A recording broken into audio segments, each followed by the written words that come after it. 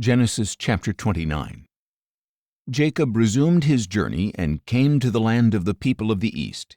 He looked and saw a well in the field, and near it lay 3 flocks of sheep, because the sheep were watered from this well. And a large stone covered the mouth of the well. When all the flocks had been gathered there, the shepherds would roll away the stone from the mouth of the well and water the sheep.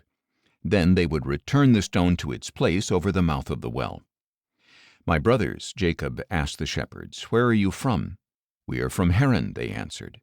"Do you know Laban, the grandson of Nahor?" Jacob asked. "We know him," they replied. "Is he well?" Jacob inquired. "Yes," they answered, "and here comes his daughter Rachel with his sheep." "Look," said Jacob, "it is still broad daylight. It is not yet time to gather the livestock. Water the sheep and take them back to pasture." But they replied, "We cannot until all the flocks have been gathered and the stone has been rolled away from the mouth of the well. Then we will water the sheep." While he was still speaking with them, Rachel arrived with her father's sheep, for she was a shepherdess. As soon as Jacob saw Rachel, the daughter of his mother's brother Laban, with Laban's sheep, he went up and rolled the stone away from the mouth of the well and watered his uncle's sheep. Then Jacob kissed Rachel and wept aloud. He told Rachel that he was Rebekah's son, a relative of her father, and she ran and told her father. When Laban heard the news about his sister's son Jacob, he ran out to meet him. He embraced him and kissed him and brought him to his home, where Jacob told him all that had happened. Then Laban declared, "You are indeed my own flesh and blood." After Jacob had stayed with him a month, Laban said to him, "Just because you are my relative, should you work for nothing? Tell me what your wages should be."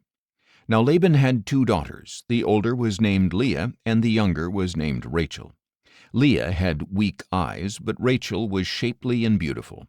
Since Jacob loved Rachel, he answered, "I will serve you 7 years for your younger daughter Rachel." Laban replied, "Better that I give her to you than to another. Stay here with me."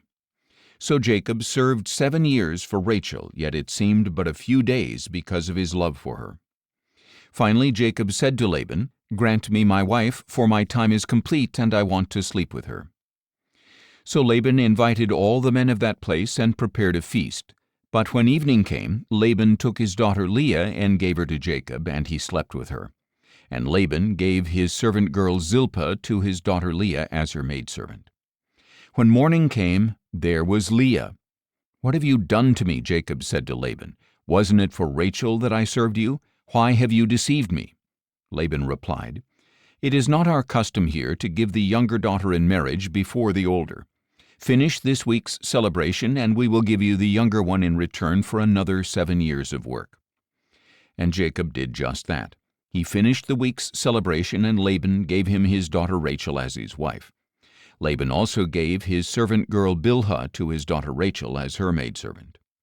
Jacob slept with Rachel as well, and indeed he loved Rachel more than Leah. So he worked for Laban another 7 years. When the Lord saw that Leah was unloved, he opened her womb, but Rachel was barren. And Leah conceived and gave birth to a son, and she named him Reuben, for she said, "The Lord has seen my affliction. Surely my husband will love me now." Again she conceived and gave birth to a son, and she said, "Because the Lord has heard that I am unloved, he has given me this son as well." So she named him Simeon. Once again Leah conceived and gave birth to a son, and she said, "Now at last my husband will become attached to me, because I have borne him 3 sons." So he was named Levi. And once more she conceived and gave birth to a son, and said, "This time I will praise the Lord." So she named him Judah. Then Leah stopped having children.